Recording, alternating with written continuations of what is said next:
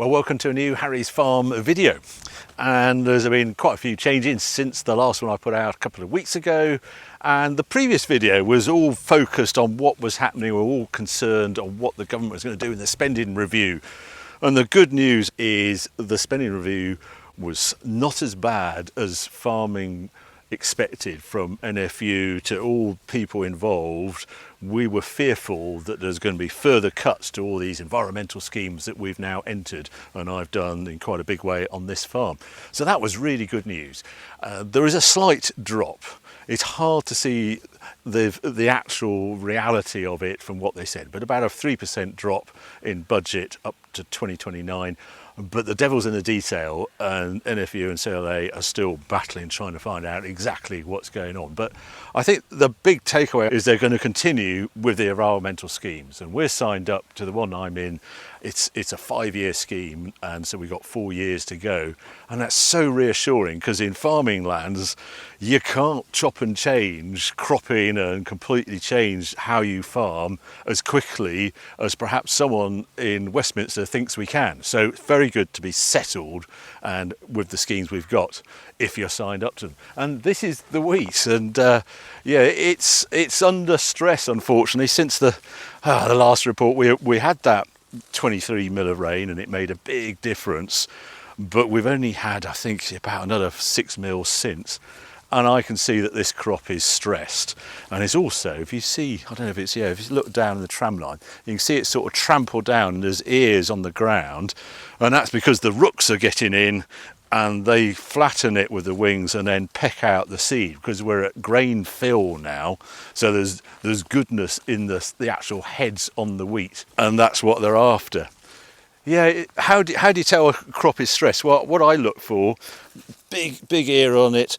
You can see the top flag leaf, as it's termed.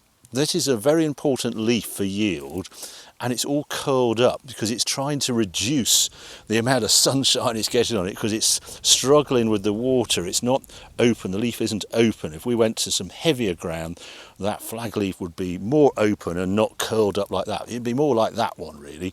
And you can also see the sort of the ears are quite heavy.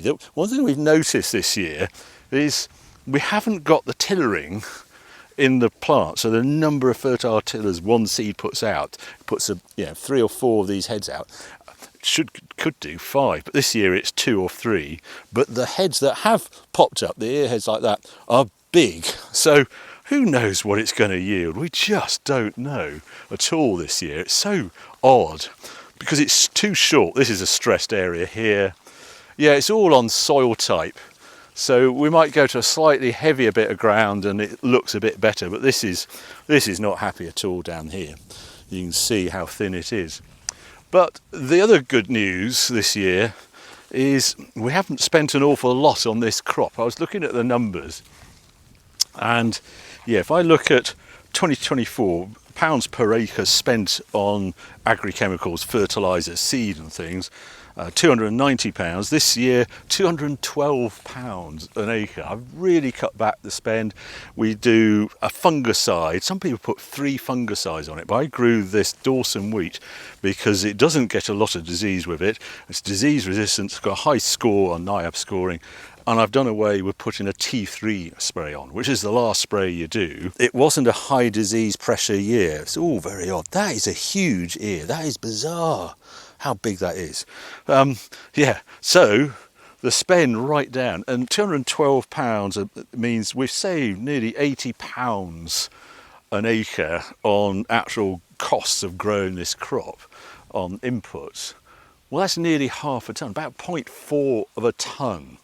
So if this yields 0.4 of a tonne less than last year, the output is still, the profit is still the same. So yeah, interesting how with modern varieties, if you pick the very the very disease resistant varieties, it does help save money.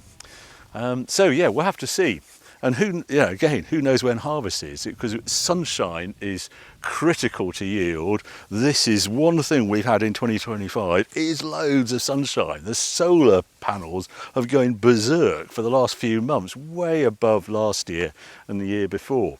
So that's all good news. So yeah, that's what's going on here. Just want to show you something at the edge of this field as well before we go and have a look at something else. Now I just wanted to show you this, and this is at the edge of this field. You'll see there's a sort of strip and we've sprayed it out. Well, what have we done that for? And that's to help combining. It just takes the edge of the crop out, but mainly it's the grass either side. And it just means when Charlie's coming round the combine round the edge, it's not getting tangled up in all the green, this grass. This is a buffer zone here, which we have to do because all the grassland here is organic and with soil association. And we need a buffer between the conventionally farmed wheat here and the grass, which is organic. And yeah, you'll see down there all our grass is still growing, while my neighbour, he's cut all his hay. That's all been taken off. I think it was haylage really. That's because he's not in these environmental schemes that we are, and we have to wait for this beginning of July before we're allowed to cut these fields.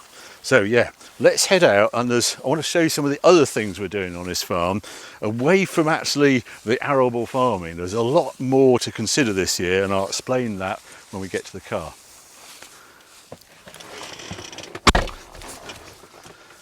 Yeah, I was looking through some numbers on sort of harvests I've done. My first harvest, 1987 was my first one. Sorry, the parking sensors get very upset at long grass. And yeah, my first harvest in 1987 was 142 acres. I'd rented some ground, I put some spring beans in, 142 acres. This year, my 38th harvest is 118 acres we drilled, and we've probably got about 110 acres to combine. The smallest harvest I've ever done, and I can't get my head around it. In the mid-90s was my peak farming years, mid-90s to early noughties. And by then we'd bought a farm in 94, we'd got taken on quite a lot of rented ground, and harvest in that period was over 2,000 acres. And I was just working my socks off, and then Evo started and I got someone in to help out on the farm, Steve Herod. And yeah, and now here we are in 2025 and harvest is 110 acres. And harvest has dominated my life since leaving college, first as a grain buyer and then as we got more and more into farming. And with the equipment we've got on the farm, 110 acres, that's, well, 3 days. We could happily do it in 3 days. And I just can't get over the change, and now all these environmental schemes are almost more important. It actually gives us time to refocus on what we should be doing on the farm. And one of the things I want to do, this avenue of trees, when we moved in, we sort of replaced some, and it's beautiful now. It's this sort of tunnel as you come up the drive, and it's just glorious. We've got trees out in the field there that we 20 years since we put them in. They're wonderful statements. So it's a complete change to how we've been farming the farm, in that we're going to look more at what the environment is. We're not focused on the food production, and it's a big change for all farmers, and I'm finding I've got to sort of re-evaluate how we look after the farm. I'm just going to show you here as well. We've got some trees here, way too close, these. So I've got some management to do of actually taking trees out. And one of the things I want to do on this video is ask if there's people out there who do that sort of thing, would come into the woodland that we have already, and we'll actually look at perhaps taking some trees out, how to manage all of that in this area. I'd be very grateful if they got in touch, because there's quite a lot of that to do. Even though we don't have a huge amount of woodland here, we just need to open it up a bit, because this wood here was actually planted in I think it was 76 and then replanted in 77 because of the drought year. But there's quite a lot of area in here that does need thinning out. But I want to take you to another area where we've got a bigger plan I'm thinking we should be doing.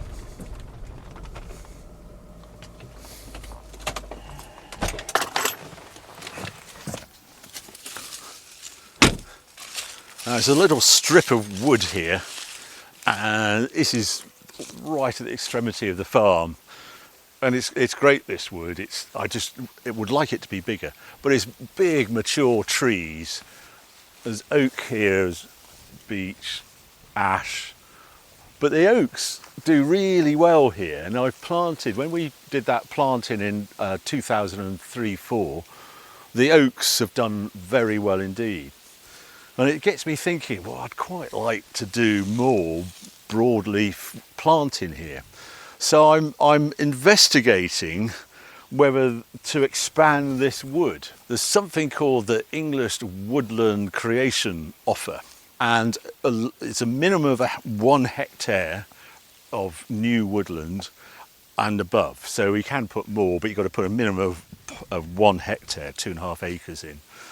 And you can actually split the area around, and they make a payment of £10,400 if you do that, and then there's some maintenance grants ongoing after the initial one. And you think, well, why are they going to pay that much for wood? Number of reasons.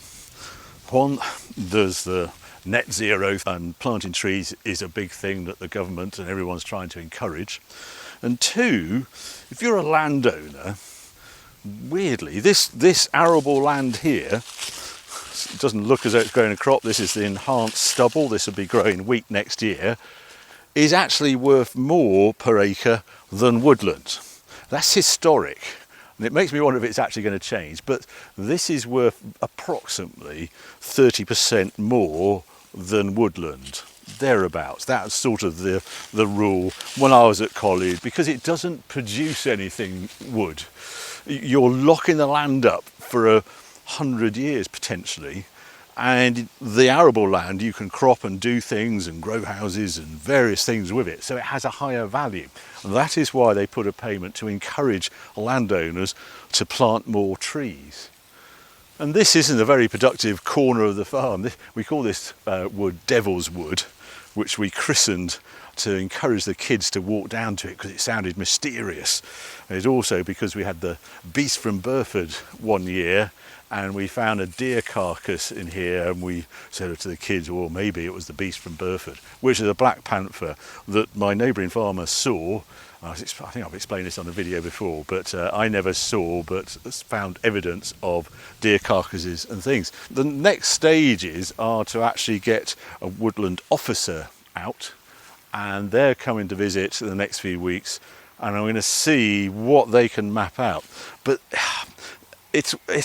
there's a number of reasons why I've hesitated doing it, because there's other implications from planting trees, and there's something called biodiversity net gain. This is something that developers are having to put in if they have new housing to put in, building development, that they might want some of the land here, and if I can show I've got a biodiversity net gain, they will actually pay me a rent for using my land against their housing development. It's all changed. I used to just worry about wheat varieties and things, but not anymore. But you can see just some elements of this wood. It needs help. It's maturing. It's not good. It's got that ivy growing up there, which is not good. We've had a lot fall over, and the previous owner of the farm put these Leylandii in as a sort of windbreak, and they need sorting as well. There's too many of those.